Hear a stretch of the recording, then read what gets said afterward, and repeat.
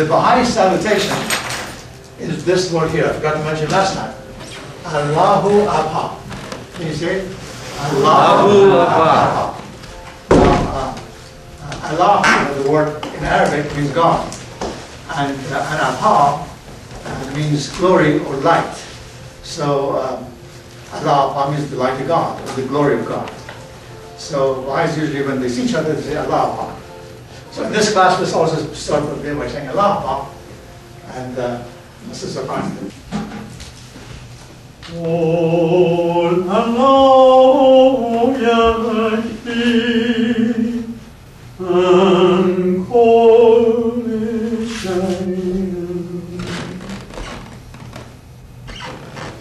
قل الله يكفي عن كل شيء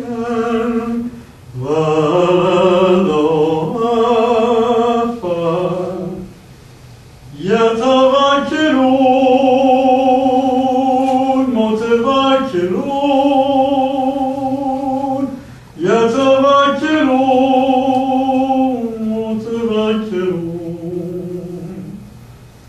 God is sufficient unto me, He is the all-sufficing. God is sufficient unto me, He is the all-sufficing. Let the trusting trust, let the trusting trust, let the trusting trust, let the trusting trust.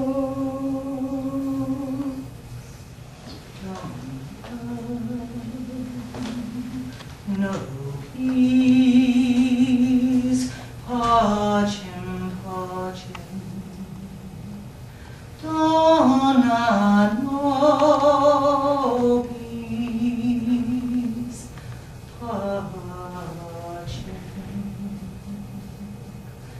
Dona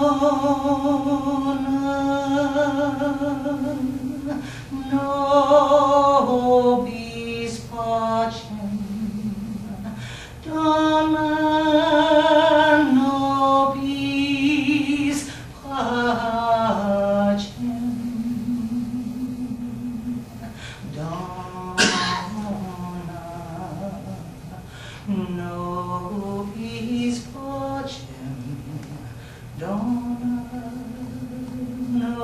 nobis pacem. Holy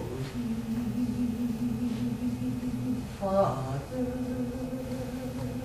grant us peace. Holy Father, grant us peace. Father, grant us peace. Father, Father, grant us peace. Father, grant us peace. Father, Father, grant us peace.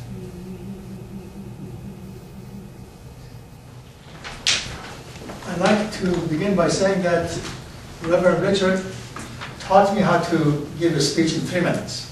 So I have learned it. I haven't learned it myself. But you taught me. So, but then it's going to be 2 3-minute speeches. One is the summary of what we did last time. So for the friends, some of them who were not here. We began with the concept from the Baha'i perspective that we call progressive revelations. That not only we believe that our religions are good paths, but we believe that they're all the same paths. that has been revealed to man through time by different names. Hinduism and Buddhism and Judaism and Christianity and Zoroastrianism and Islam and Baha'i faith, they're all chapters of the same book. Actually, that's the way Baha'u'llah explains, chapters of the same book. And he also explains that it is just like the sun of reality, that comes every day and comes the next day and the next day. And you may say that it is the same sun or it's not the same sun. We believe it is the same sun. But also explains that the intensity, intensity of the heat of that sun could be different from one season or another, or from 1 hour of the day or another of the day.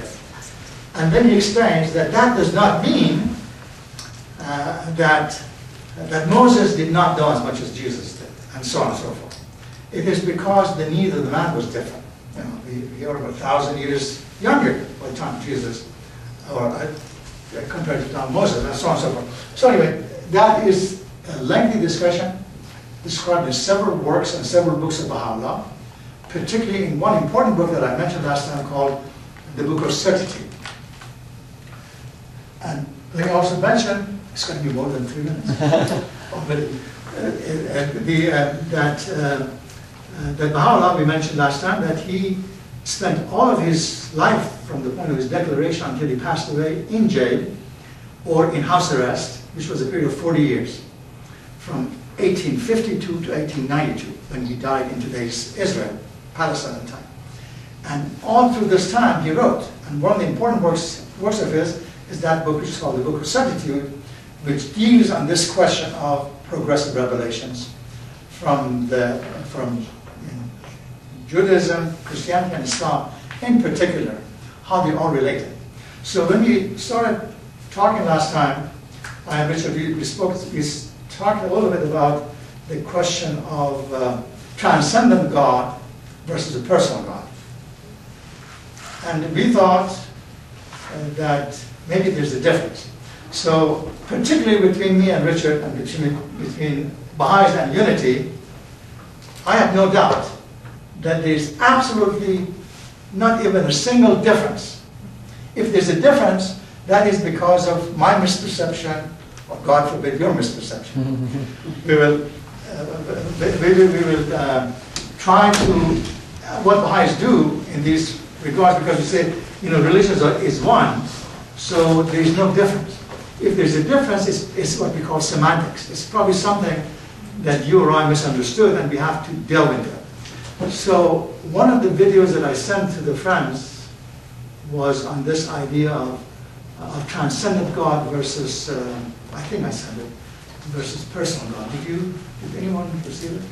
Okay, you said you received it. Did you got down into it? Okay. So it was in that group of videos that I sent. Basically, I went back and read from different religions and came to the point that these are all, they're saying the same thing in different ways. Well, and then I had the same exercise to sit with that and to realize that it was just language to say the same thing. There are people who are awake, who are more awake than we are, that have a greater relationship with the divine. Right. But the potential is there. But those people that have walked the prophets that you speak about were more awake than we are as average human beings. Exactly. So it was saying the same thing. Right. Thank you so much. We found peace with it. Right. Okay, so that is the progressive relation, common foundation, and I give you a little history outline of the Baha'i faith. We said that Baha'i faith began in 1844, and that period of 77 years, 1844 to 1921, we call it the prophetic age of the Baha'i faith. That is the time when 3 figures, which we call them the central figures of the faith, the Bab, who, like the John the Baptist, was the forerunner of the Baha'i faith, and Baha'u'llah was the prophet. And then after him, his son was the interpreter. I talked a little bit about covenant. Again, this is the covenant of God with man across the globe. We call it the greater covenant, which means that God does not leave people alone. Once every 1,000 years, somebody comes, just one person, from among our 7 billion people, who brings us back to that point of unity, what you're trying to do and what we're trying to do. that absolute point of unity, that we, through time, we separate from each other, even within that faith, we become hundreds of sects, and many of them start fighting among one another. Not only the Muslims and Christians and all that, but even within those religions, right? That is not from God, obviously. This is because of forgetting about God, forgetting that point of unity and absolute oneness. So, these three figures, the Bab, the forerunner, Baha'u'llah, the prophet, Abdul Baha, the eldest son of Baha'u'llah, who after him, that is the point of what we call the lesser covenant, which means that Baha'u'llah says, at this point of maturity of man, we're not going to let you disintegrate again. We have a firm covenant so that all interpretations are done in a formal way, so that we don't become Methodist and Episcopalian and Baptist and this and that. We're all one. So this is that idea. And so, and that from 1921 until whenever this phase of human history is, we call it the formative age, which means we're coming, we're learning.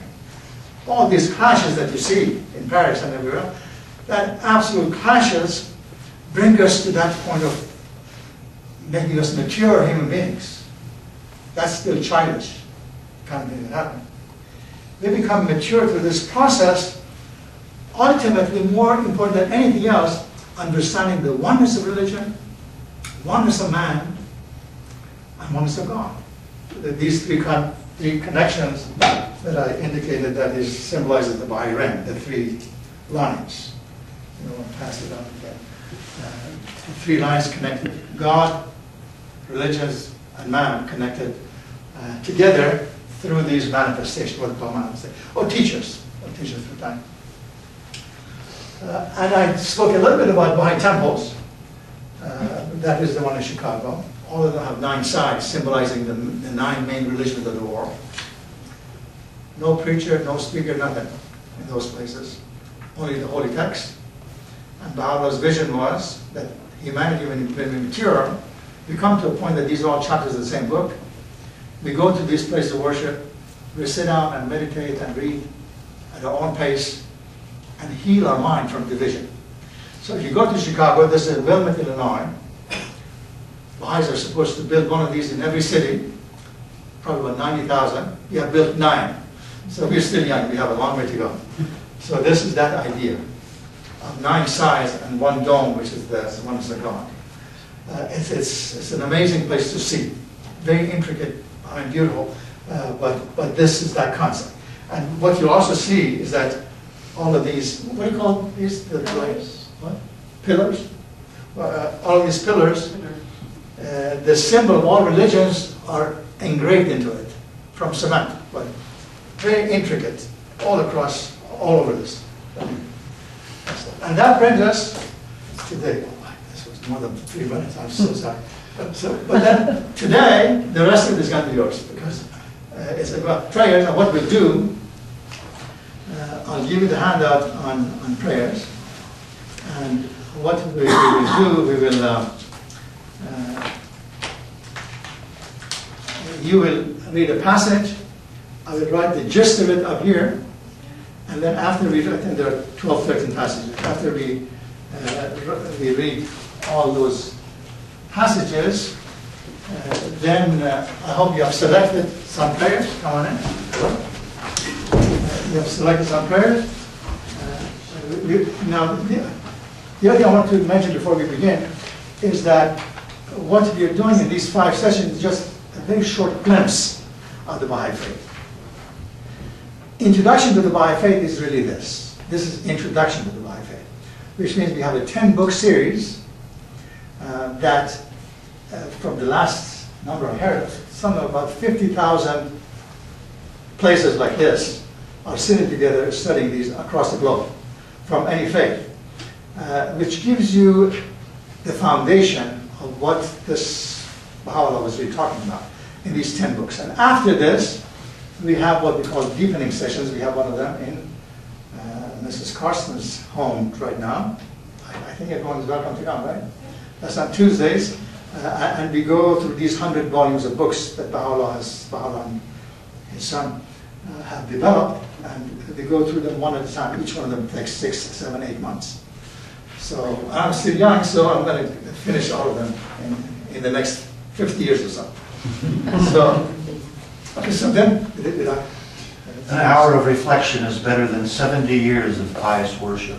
I will only mention something in regard to this. The rest of it we just read and I'll make a notation. As you see in this passage, sometimes we keep reading and reading prayers and so on, but we forget that what it means is important. You know, we could read hundreds of prayers every day, but what's the use of it? So that's why Baha'u'llah says an hour of reflection, an hour of meditation is better than 70 years of pious worship. You know, if you really reflect, what did it mean? Why did I pray? What does it do for me? You know, all of those things in terms of being a better person. And that is more important than praying and praying after. So I explained that one, but the rest of it, just please read one passage and I'll make a notation here. In the long obligatory prayer, Baha'u'llah has revealed, I beseech thee to make of my prayer a fire that will burn away the veils which have shut me out from thy beauty, and a light that will lead me unto the ocean of thy presence. There is nothing sweeter in the world of existence. Good. Well, I forgot to mention this part, that there are, what is it, 1, 2, 3, 4. There are 4 kinds of prayers. The prayer book that I've given you is mainly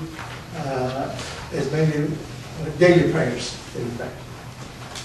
This passage that you're reading is also what they call obligatory prayer, which means that there's a prayer that every Baha'i, there's 3 forms of it, short, medium, and long, that you need to read every day. So daily, obligatory prayers, and then special prayers for special occasions. And Baha'is don't have group prayers except for one. When somebody dies, then everybody stands up and there's a prayer that they all read together. That's the only group prayer. All other prayers are individual. You can read it in a group, but there's still an individual meditation between you and God.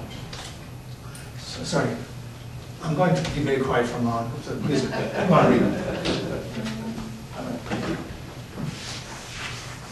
Go ahead. There is nothing sweeter in the world of existence than prayer. Man must live in a state of prayer.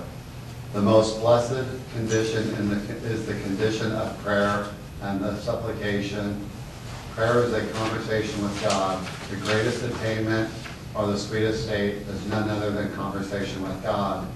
It creates spirituality, creates mindfulness, and celestial feelings. It gives new attractions of the kingdom and engenders the susceptibilities of a higher intelligence.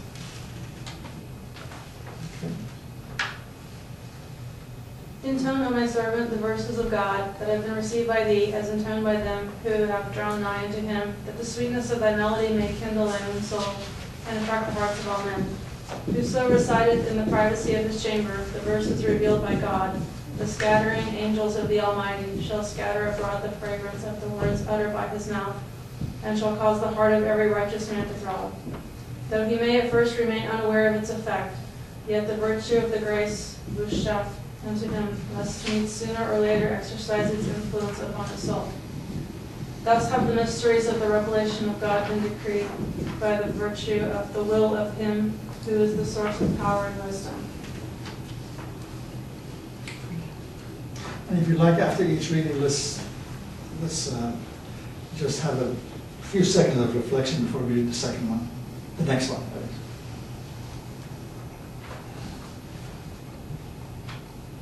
Go ahead. In the highest prayer, men pray only for the love of God, not because they fear him or hell or hope for bounty or heaven. When a man falls in love with a human being, it is impossible for him to keep from mentioning the name of his beloved. How much more difficult is it to keep from mentioning the name of God when one has come to love him? The spiritual man finds no delight in anything save in commemoration of God.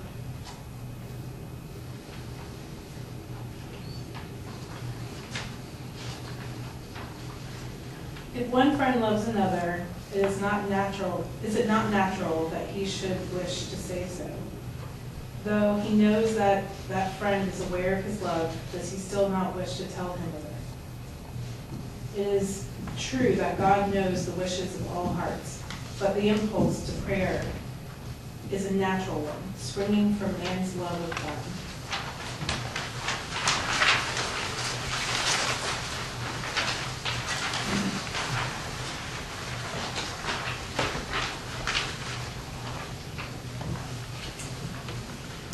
O Son of Light, forget all save me and commune with my spirit. This is the essence of my command, therefore turn unto it.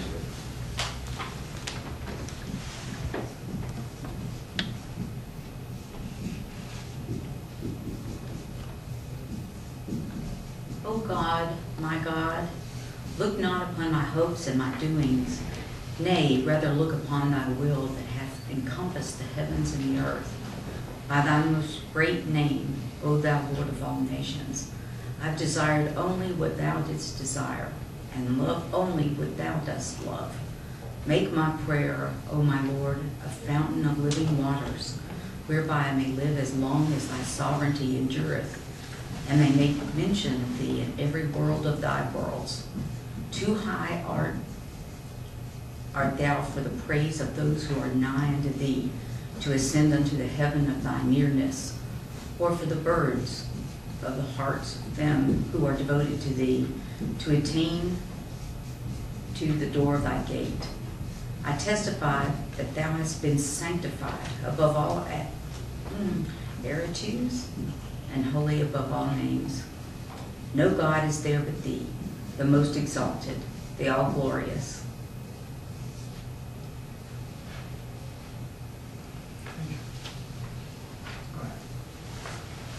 The daily obligatory prayers are 3 in number. The shortest one consists of a single verse, which has to be recited once in every 24 hours at midday. The medium prayer has to be recited 3 times a day in the morning, at noon, and in the evening. The long prayer, which is the most elaborate of the 3, has to be recited once in every 24 hours. And at any time one feels inclined to do so. The believer is entirely free to choose any one of these 3 prayers, but is under the obligation of reciting either one of them. And in accordance with any specific direction with which they may be accompanying. So what we read so far is there are 9 passages, I think. Basically tell us about what prayer is and why we pray and all that. We can just go around and talk about them, whatever, whichever passage that you want to talk about. But then the other 3 are prayers. And maybe you want to read these prayers as well and then talk about them further. Go ahead and read. Is there any remover of difficulty save God? Save Christ be God. Praise be God. He is God. All are his servants, and all abide in his bidding. Thy name is my healing, O my God, and remembrance of thee is my remedy. Nearness to thee is thy hope. The love of thee is my companion, and the mercy of me is my healing, and my successor in both this world and the worlds to come. You verily art the all-bountiful, all-knowing, and all-wise. O Lord, we are weak, strengthen us. O God, we are ignorant, make us knowing. O Lord, we are poor, make us wealthy. O God, we are dead, quicken us. O Lord, we are humiliation itself, glorify us in thy kingdom. If thou dost assist us, O Lord, we shall become as scintillating stars. If thou dost not assist us, we shall become lower than the earth. O Lord, strengthen us. O God, confer victory upon us. O God, enable us to conquer self and overcome desire. O Lord, deliver us from the bondage of the material world. O Lord, quicken us through the breath of the Holy Spirit in order that we may arise to serve Thee, engage in worshiping Thee, and exert ourselves in Thy kingdom with the utmost sincerity. O Lord, Thou art powerful. O God, Thou art forgiving. O Lord, Thou art compassionate.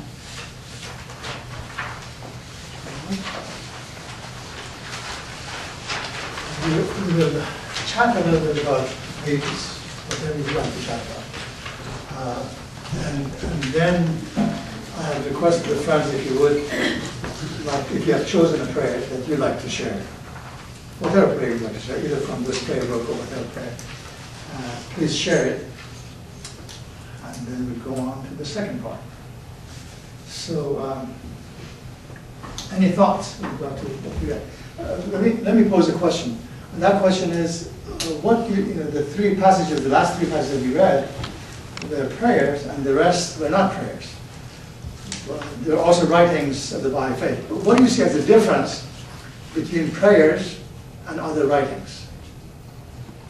Do you see any difference when you read these passages versus the last three, which were prayers, and the first two prayers which were read by the friends? They seem more direct, more specific. No. Any other thought? Yeah. It's more praising God. Basically, the way we explain is that prayers is conversation with God. It's more personal. A lot of it's personal, most of it's personal. Yeah, that we converse with God. Any prayer that we from any scripture. But the writings, or the holy text, whatever the holy text is God giving us instructions. What is the meaning of prayer? Do this, do that. Reflection is more important than prayer, and all of that kind of stuff. So everything that we read were basically instructions. What is the meaning of prayer? How we should pray? What are the kinds of prayers? And this and that, whereas what we read, the last three, is our conversation, our pleading with God. Prayers versus the other writings. So we talk about reflection is more important than prayers. Does everyone agree with that? It's more important for us to read what did we read? What was the meaning of it? Why did we pray? And so that. And then I know, particularly in Islam and Baha'i faith, there is what we call obligatory prayers. But is there obligatory prayers in Christianity and Judaism? I don't know. But you have to read that particular prayer in a day. Probably not. Probably not in that fashion. Depends on the tradition, I guess. You're was just coming thinking the same from thing. Every different Christian tradition, and then certain Judaic traditions are going to have obligatory prayers. Some is just completely conversation or peer, most of the time affirmative prayer. So. Like the Lord's Prayer for a funeral, for example. Right. That's kind of a tradition, but you kind of expect it. So I don't know if it's required. Well, the Catholic Church has the Rosary and Holy Days of Obligation when they have to say the Mass. Yeah. So in the Baha'i faith, they have made it clear in terms of the fact that with the prayers that we are reading, these are all daily prayers for different occasions, on forgiveness and healing, and for acquiring wisdom, for getting close to God, and so on and so forth. But we'll read a number of them as you wish. But then these obligatory prayers was a lot more difficult in a sense in Islam, which means that they have 5 sets of prayers. They get up in the morning, they have to pray, and then noon, and then afternoon, and then evening, and so on, 5 sets of prayers. And so in this day and age, we think, as Baha'is, it's not practical just to stop your work and just go, I need to go pray. Your employer may not like it in many places. So what Baha'u'llah has done is he has given the choice. It says that obligatory prayer is important because it brings you to the point of humility. And more than anything, I guess we all agree, the world needs humility. The world needs submission. The world needs to get out of arrogance, right? And in order to do that, every day we need to make that connection to God. We need to make that connection. And that's that connection. So when we say that that's an obligation, we do it. And Baha'u'llah realized this day and age, that was more or less the beginning of the Industrial Revolution, and therefore said that, you can just have one short, very short prayer that I guess was just read here, but do it every day at noon. You don't have to get up and go anywhere, just read it. Say it with yourself. And that's the one that we shared. I bear witness, O my God, that thou hast created me to know thee and to worship thee. I testify at this moment to my powerlessness and to thy might, to my poverty and to thy wealth. There is no other God but thee, the help in peril, the self-subsisting. So he said, if you don't have time, if you're busy, say this and reflect on it all day. If you can do more, that medium prayer that they have is you say it in the morning, at noon, and at night, in the evening. And then there's one which is called the long obligatory prayer. That is a lot of supplication, a lot of asking for humility, a lot of requests for getting close to God, which is a long one, 3 or 4 pages, and you read that one. So that is in regard to obligatory prayers. The third one, let me see if you have any thoughts on that one. Prayer is basically conversation with God. Everyone agrees with that? Any thought on that particular point? It's a conversation with God. God help me, isn't it? But let me also mention this, that a lot of prayers in Baha'i faith are revealed prayers. There's nothing wrong with we making up our own prayer and talking to God. But there's, book after book of prayers. Usually, I haven't seen any Baha'i gathering where people make up their own prayer. They just open a book and read a prayer with regard to a particular situation on healing or forgiveness and this and that. Go to the item 4, and maybe all of us can say something with regard to that. That Baha'u'llah, I guess all manifestations, as I was saying to Richard, whenever we see a difference between what Jesus said, what Buddha said, what Baha'u'llah said, and we think there's a difference, Baha'u'llah says, sit down and talk about it and reconcile it, because this is semantics and this is me and you making a difference, not God. God is one, He has brought this message, and it's all one and the same.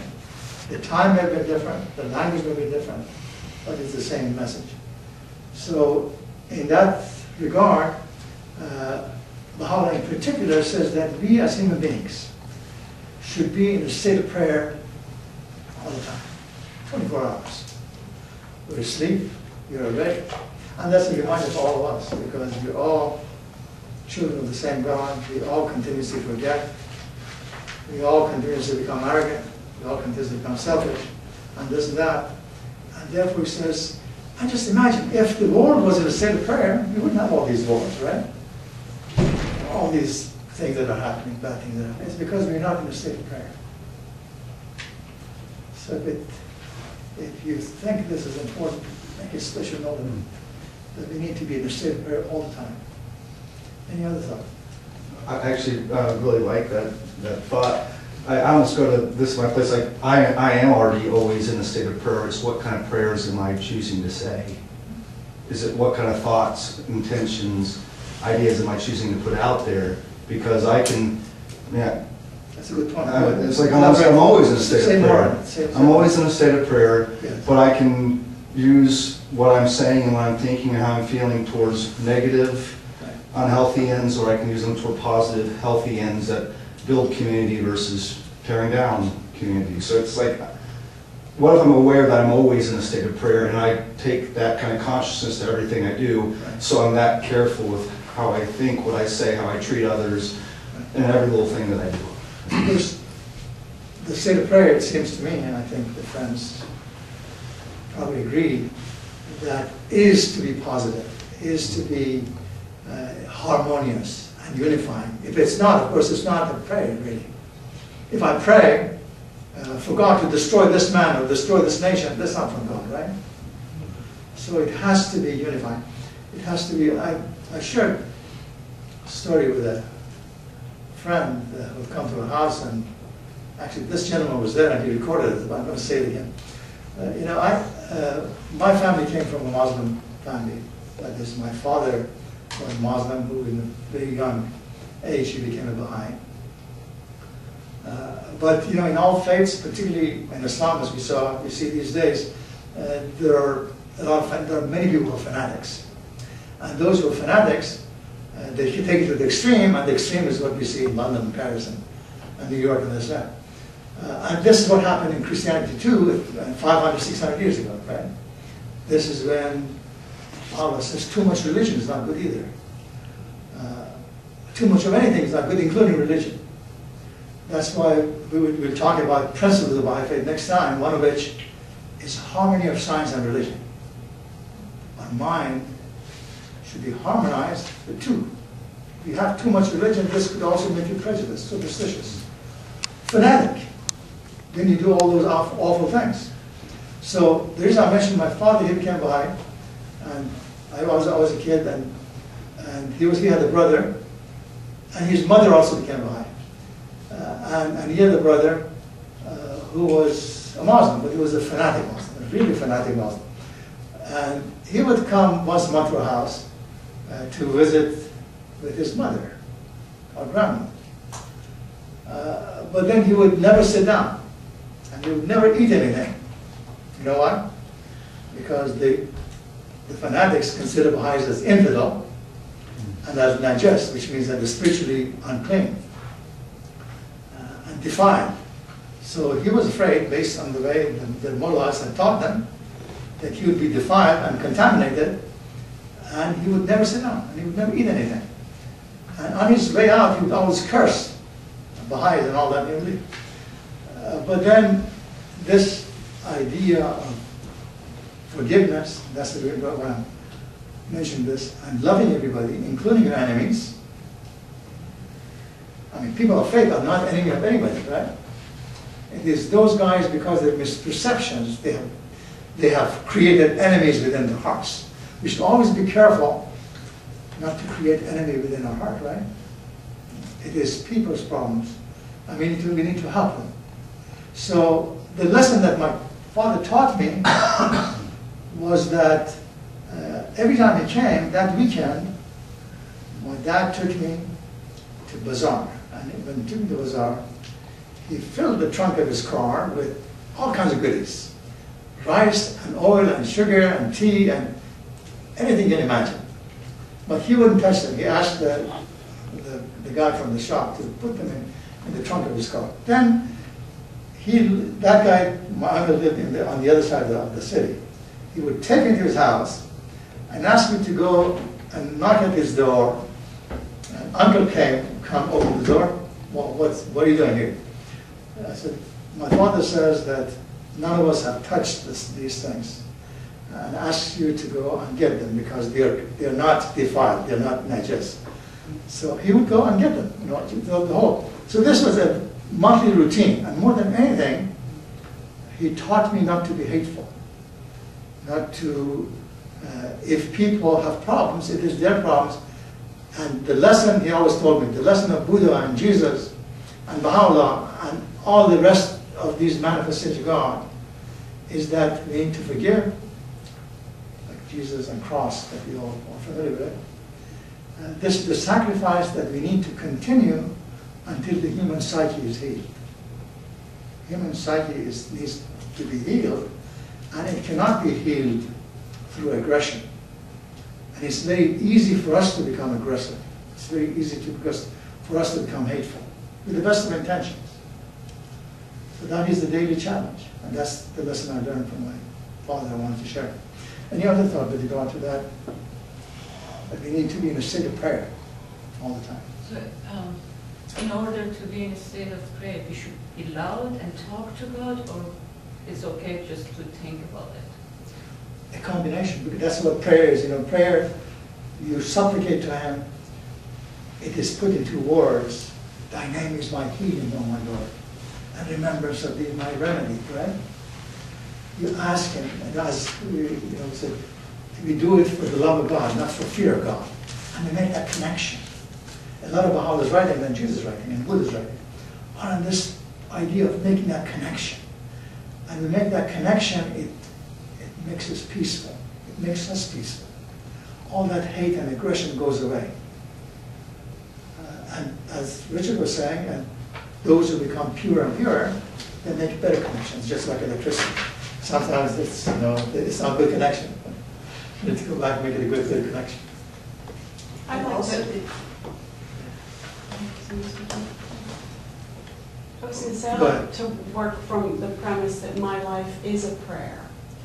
My life is a prayer. Everything in my life is a prayer. I am, it's through the grace of God I take every breath. Exactly. And work from that platform to start my day.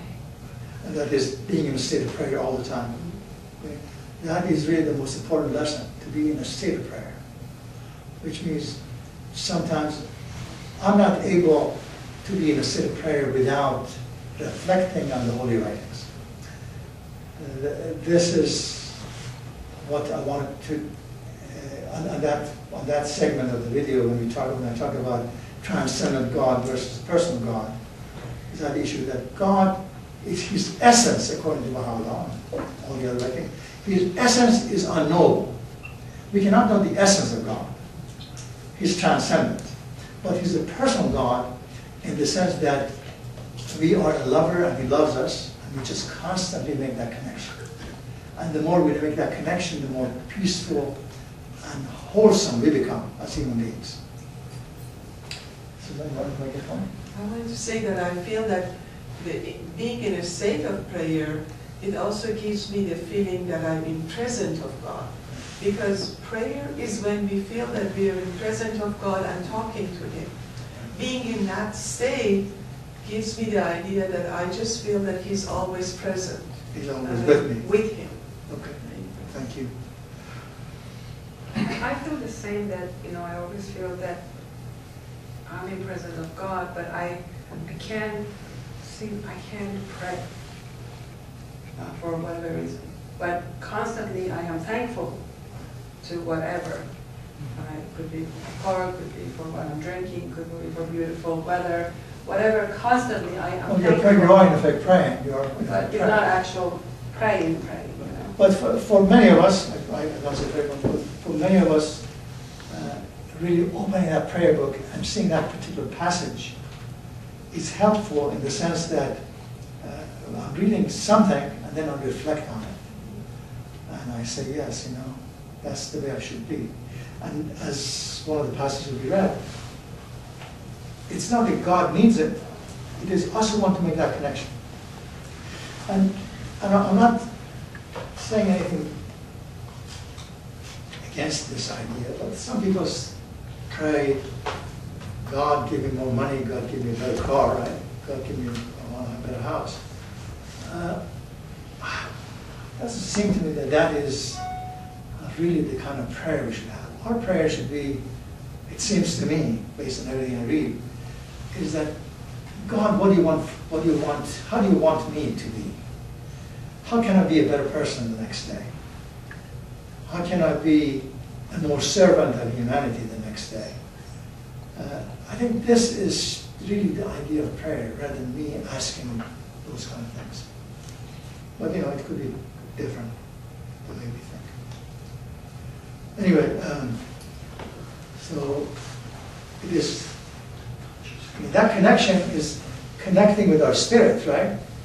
It is beyond our physical body that disintegrates, and our mind, which is the connection with the spirit. So it is that connection with that spirit that ultimately is God, the universal spirit.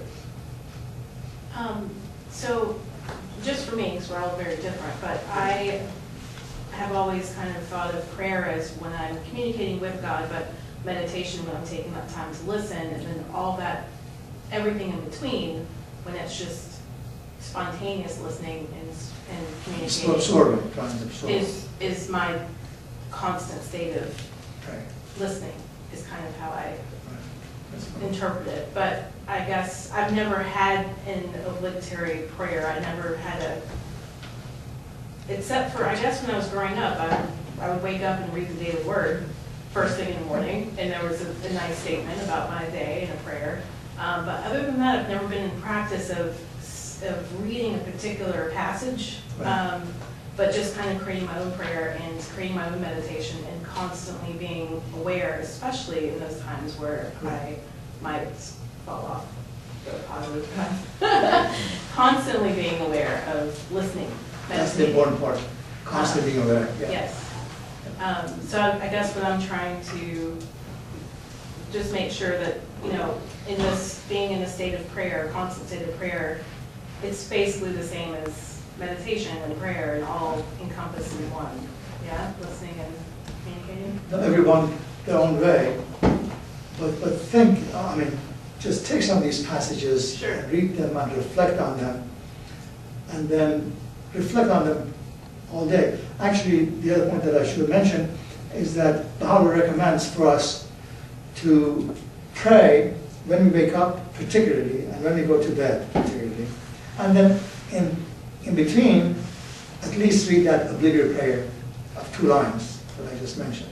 And that, because we constantly forget, we constantly get to the point of becoming aggressive, becoming abusive, you know, or becoming angry, you know, with somebody. So, and then if we practice this all day, in effect, that's just like practicing all day, morning, evening, and in the middle, and then the rest of it, as you say, practicing or reflecting, and we absorb it better, it seems to me. It's a challenge for all of us. So at the end of the day, in the evening, when you're saying your prayers, you reflect on your actions of that day, and if you have erred, you ask for help and guidance for the following day, or to make amends for those errors? So much better. It's all of the above, you know. What have I done today? And always asking for forgiveness. I went to this Episcopal church this Sunday and I enjoyed it. And one thing they were talking about is that we pray, we amend, we make mistakes, we ask for forgiveness, and then we constantly try to do better. Because this is our nature, you know. The good and bad is in us. You know, Baha'u'llah says in man, which is a human being, there are 2 natures. He's a spiritual or higher nature, and his material or lower nature. In one he approaches God, and in the other he lives for the Lord alone. So that's constant battle. And within that battle there's also that choice. You know, when you're aware, I said, I'm aware that I'm both a beast and I'm an angel at the same time. So how can I elevate? And God help me elevate to that higher state. I think that's also referred to as the hero's journey. Hero's journey? Yes. How is that? From the lower state, from from the the lower ego state still to the higher consciousness. And that is, that 8.8 that we put up here, that make prayer, to make the prayer effective, is one of the passages we read, is that we need to constantly work on becoming pure, on becoming detached, on becoming loving as a human being. And the word which was there also, on becoming sanctified. Become sanctified when we get rid of ego and this daily competition that I want to be better than the other. Competition in order to be the best I can be is fine. But competition to put the other person down is always negative, right? So I want to be pure, I want to be sanctified, I want to be the best I can for the sake of, for the purpose of service to the human race. Baha'u'llah gives a definition of a human being, which you may like to make a note of. He says a human being is one who dedicates himself to the service of the entire humankind. If you come to that point, I pray, God, help me become a servant. And by the way, Abdul Baha, which was the eldest son of Baha'u'llah, was the interpreter of my writing. His title means the servant of God and the servant of Baha'u'llah. So he says, I want to be a servant, and anyone who wants to be on the path of God needs to be a servant. We don't want bosses anymore, particularly in the path to spirituality. Any other thoughts on the question of prayers? We were supposed to have, I guess we have 20 minutes, and we can just read the passages and reflect on it. The second part of today, what was it on? Life after death, which is really connected. But I'll give you this second part, which is life after death, and this continuation of this. What did I do with it? Know thou the truth that the soul, after its separation from the body, will continue to progress until it attaineth the presence of God in a state and condition where neither the revolution of ages or centuries nor the changes and chances of this world can alter. It will endure as long as the kingdom of God, His sovereignty, His domination, and power will endure. It will manifest the signs of God and His attributes, and it will reveal His loving kindness and bounty.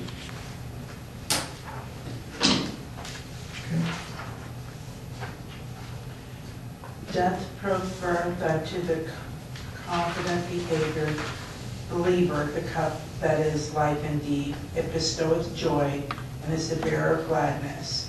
It conferreth the gift of everlasting life, as to those that have tasted of the fruit of man's earthly existence, which is a recognition of the one true God, exalted to be His glory.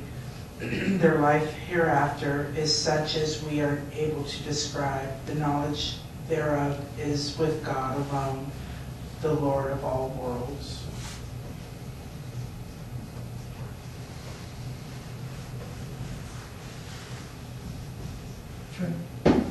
The purpose of God in creating man hath been and will ever be to enable him to know his Creator and to attain His presence.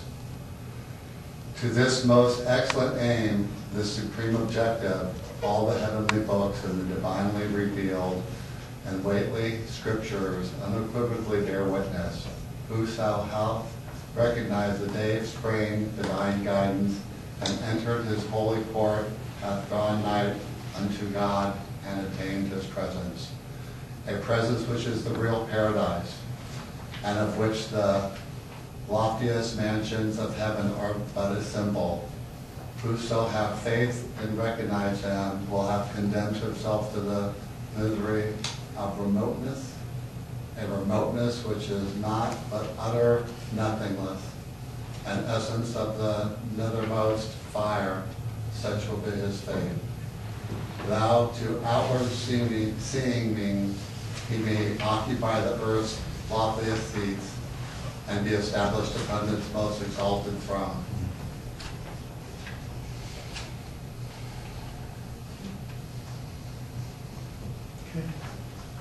The whole duty of man in this day is to attain that share of the flood of grace which God poureth for him. Let none therefore consider the largeness or smallness of the receptacle.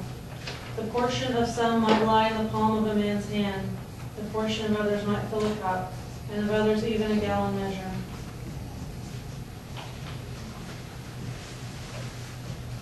In this world, he, man, must prepare himself for the life beyond. That which he needs in the world of kingdom must be obtained here, just as he prepared himself in the world of matrix by acquiring forces necessary in this sphere of existence. So likewise, the indispensable forces of the divine existence must be potentially attained in this world.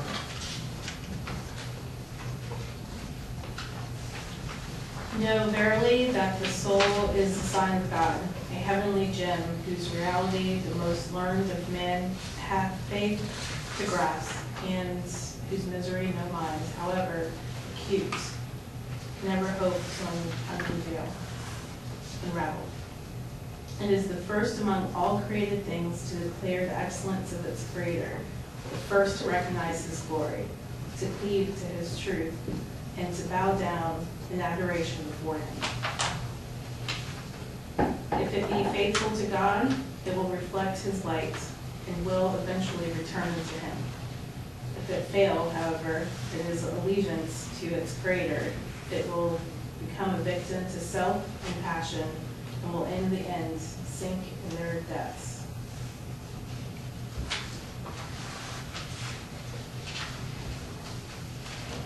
Having created the world and all that liveth and moveth therein, he, through the direct operation of His unconstrained and sovereign will, so as to confer upon man the unique distinction and capacity to know him and to love him. A capacity that must needs be regarded as the generating impulse and the primary purpose underlying the whole of creation. Upon the inmost reality of each and every created thing, he hath shed the light of one of his names, and made it a recipient of the glory of one of his attributes. Upon the reality of man, however, he hath forced the radiance of all his names and attributes, and made it a mirror of his own self. Alone of all created things, man hath been singled out for so great a favor, so enduring a bounty.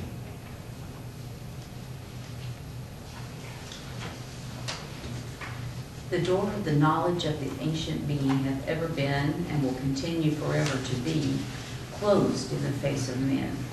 No man's understanding shall ever gain access unto his holy court.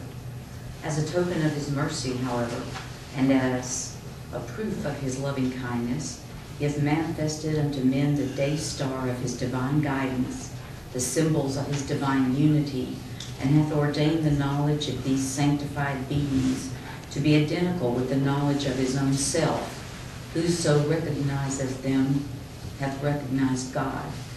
Whoso hearkeneth to their call hath hearkened to the voice of God. And whoso testifieth to the truth of their revelation hath testified to the truth of God himself. Whoso turneth away from them hath turned away from God. And whoso disbelieveth in them hath disbelieved in God. Every one of them is the way of God that connecteth this world with the realms above, and the standards of his truth unto everyone in the kingdoms of earth and heaven. They are the manifestations of God amidst men, the evidences of his truth, and the signs of his glory.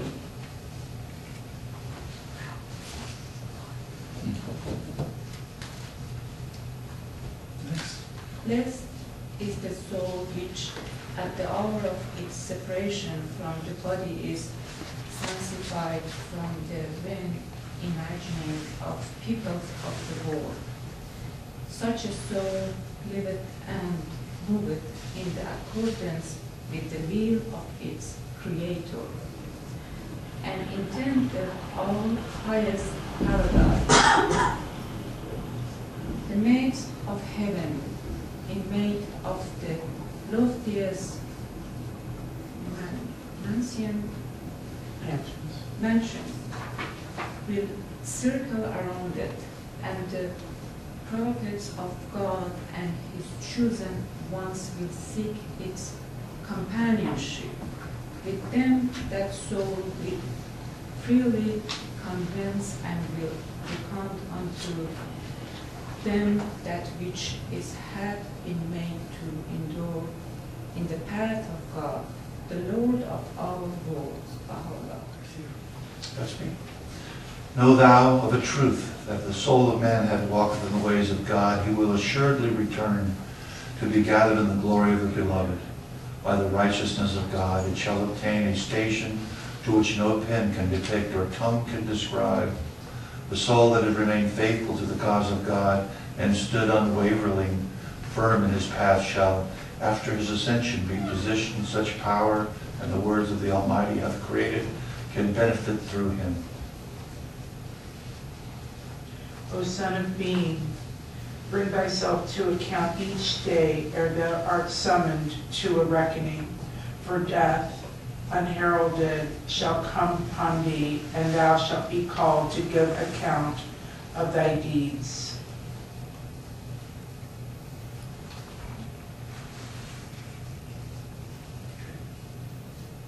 O Son of Being, I have made death a messenger of joy to thee.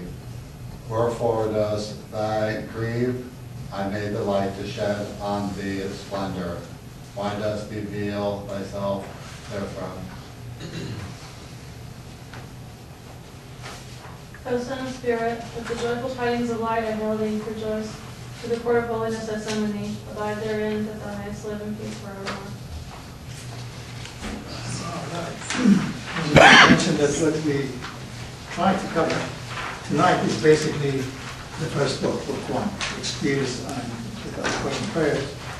And like that, we usually cover it within 3 to 4 months. That we read one passage at a time, we all reflect on it, he also, he spends time in silence and all that. So he can do it. This is just an introduction.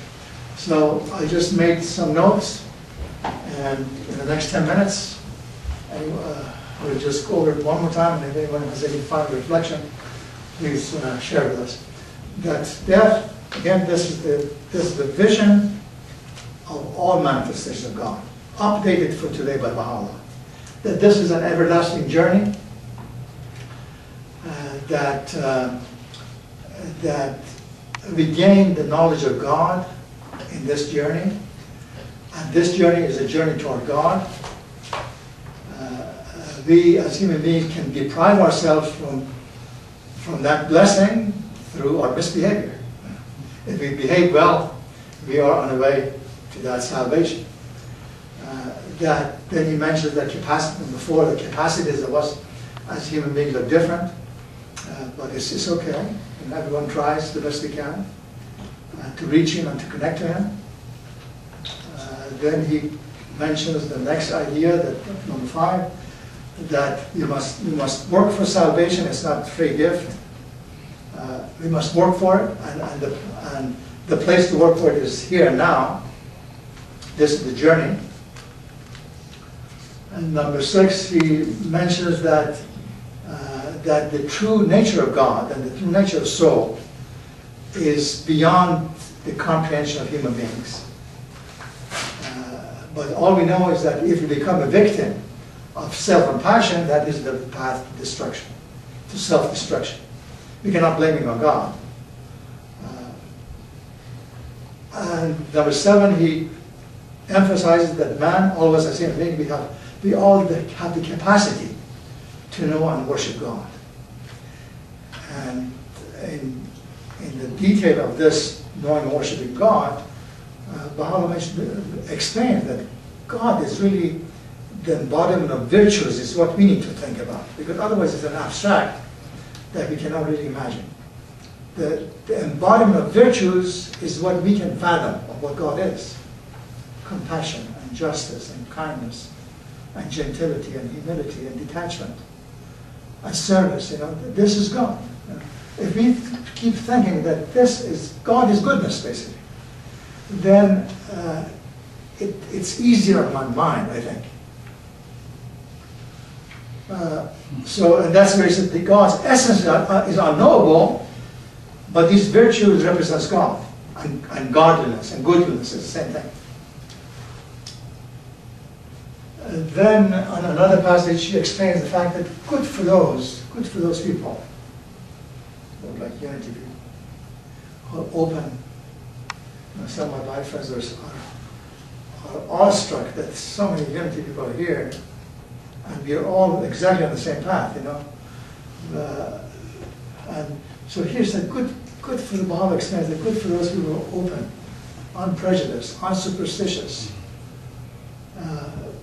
and because this is the real meaning of faith and faithfulness and firmness. It's just openness toward God, because then we become light, and it's easier to traverse to heaven. And when we are heavy with all that baggage that we may call religion, but it's prejudice and superstition, then we're not free. We tie ourselves down. That's my understanding. Toward the end, he talks about the fact that we need to keep ourselves accountable each day. Ere you're summoned to reckoning, right? He says, if we believe in this journey toward God, we should know that there's a final accountability. There's a difference between those who believe in life everlasting and believe in God in some way, and those who don't. There's a controversy as to everyone is a child of God and they have a pathway, which is fine if they have understood, not the name of God, but they have understood the meaning of goodness. Then we'll be on the same path. So accountability as to what we do on this earth is very important. And finally, he tells us that death is a message of joy. Don't be saddened. Don't be afraid of it. If you have lived a life of service, if you have lived a life of goodness, or you have tried to amend. Baha'u'llah says that there are those who may have done a lot of good stuff, but at the very end, they could just do something that just kills everything they've done. And the reverse is also true. As long as we are aware, we are fallible human beings, but I'm trying.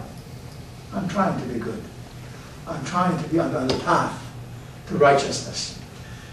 That was basically the message of Book One. Any final thoughts? We have 4 minutes that friends like to share. Does this accountability have anything to do with the level of reincarnation that we're reincarnated at? Well, Baha'u'llah explains that idea of reincarnation that some angles of Hindus have gone to, that is really a misinterpretation of the reality of things.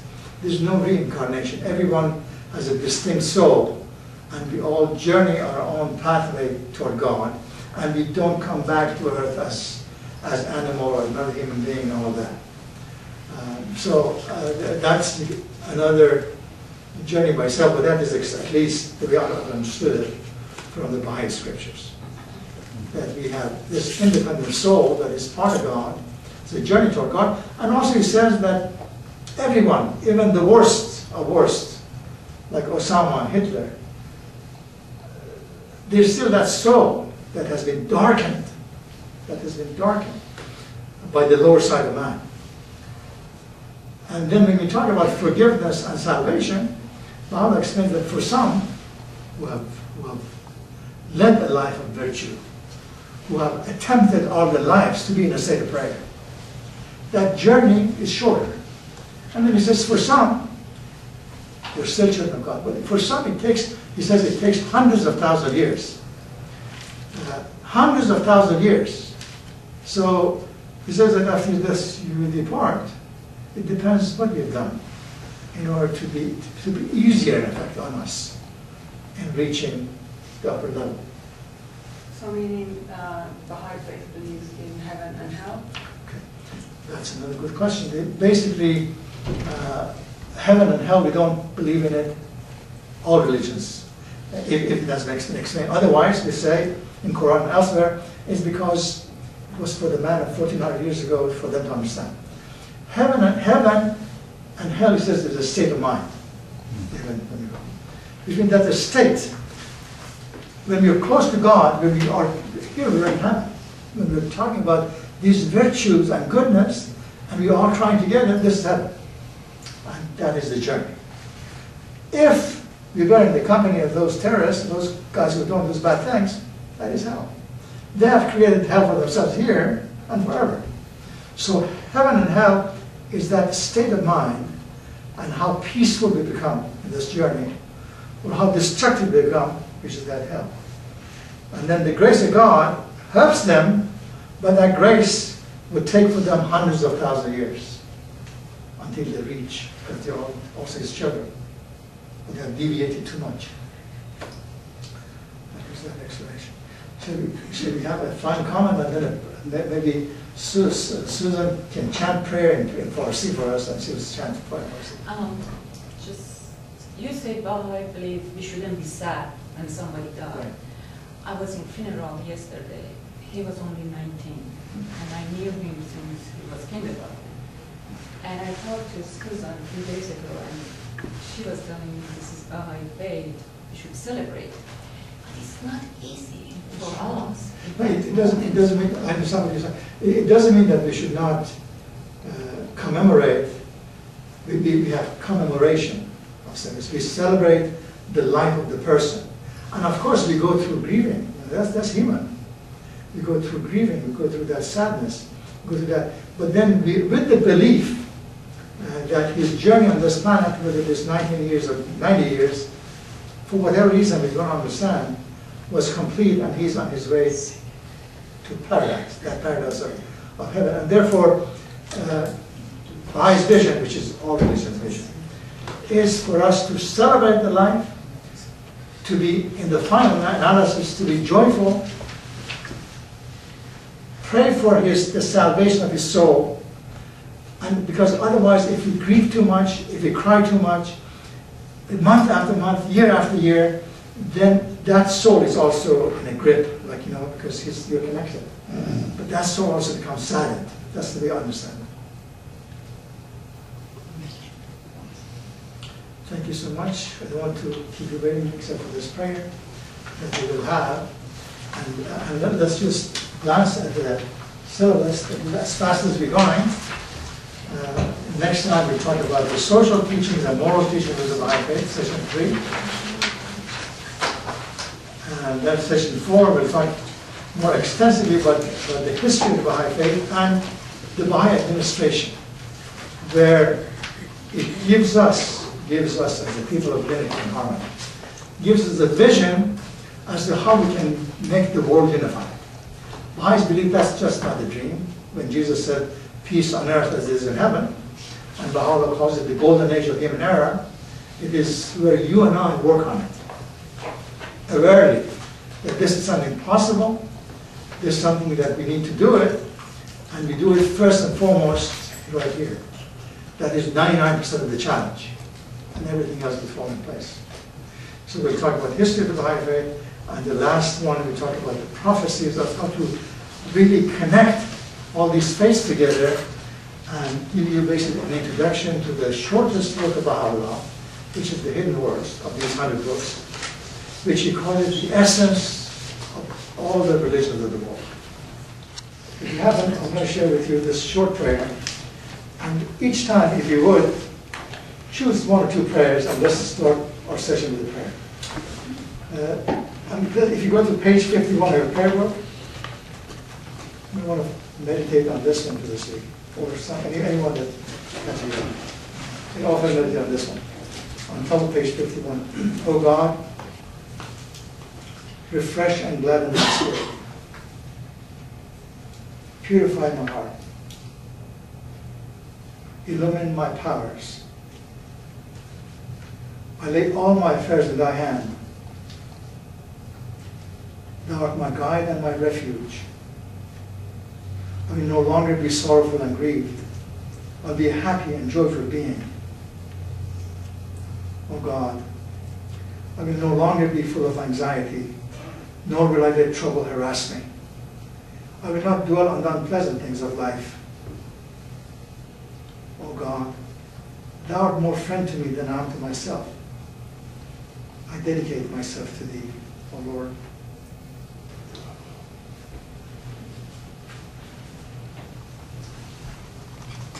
Thank you for bringing so much light to this gathering tonight.